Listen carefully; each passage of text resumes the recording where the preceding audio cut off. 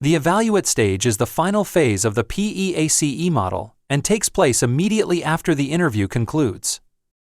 It is a structured reflection process where the investigator assesses what has been obtained, how it fits into the broader investigation, and how effectively the interview was conducted.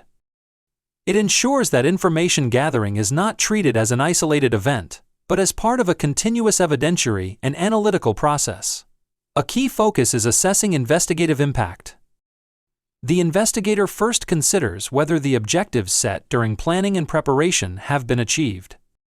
The interviewee's account is then compared against all available material such as documents, records, physical evidence, and other witness statements to identify areas of corroboration, inconsistency, or contradiction. Each piece of information is evaluated against the defined points to prove for the allegation to determine whether the evidentiary threshold is supported, undermined, or still unclear. Any explanations or defenses provided by the interviewee are also reviewed for internal consistency and potential need for further verification. The evaluation stage also determines next investigative steps. Gaps in the narrative are identified, along with new lines of inquiry that may not have been previously considered.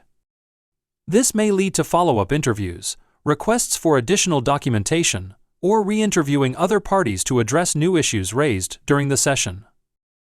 In some cases, the interview may reveal previously unknown evidence sources that must now be secured and examined.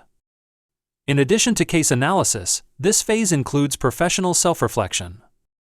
The investigator reviews their own performance, considering whether the questioning strategy was effective, whether rapport and control were maintained, and whether the interview achieved the desired depth of disclosure.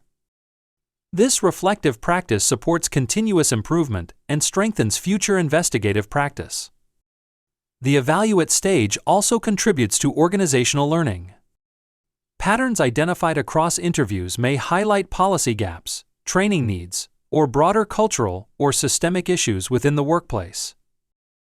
In this sense, investigations become not only fact-finding exercises, but also diagnostic tools for organizational risk and improvement. Finally, the information gathered is prepared for final assessment against the relevant standard of proof, typically the balance of probabilities. While the investigator does not make disciplinary decisions, they ensure that all findings, including credibility assessments and evidentiary reasoning, are clearly documented in a way that supports a fair, consistent, and legally defensible final report.